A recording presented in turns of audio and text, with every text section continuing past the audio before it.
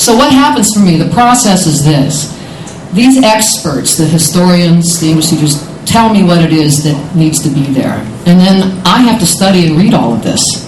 So I study the documents and any peripheral material, and I read all of the literature, the novels, all of it. And then from that, I extract what I feel are the concepts, the main concepts, and I put it to music. And, my original idea was it would be, you study it in history, study it in English, and then go to your choral class. And then it was in April when I went to Philadelphia to meet with PLN staff members and teachers from various school districts. And that's when I started learning about all these myriad of applications that I had no idea would be there when I got the idea for this project. And certainly not the idea that kids could take the document then and write their own poetry or their own lyrics or draw their own pictures, so on and so forth. It's just kind of grown faster than I can even get my arms around it. Stephanie Goldstein alluded to one of the many literacy techniques that they use at the Penn Literacy Network. So that what's going to happen is that as we continue to grow and add new modules, Civil War Reconstruction module, the labor movement module.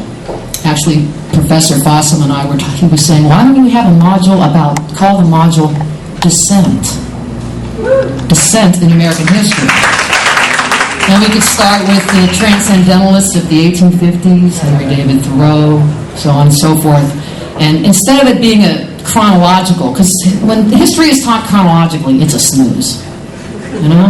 This war, and then that war, and then this war, and then that war.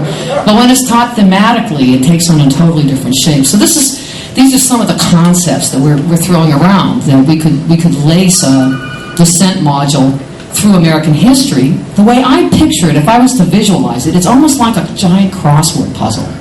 Because some of these modules will intersect.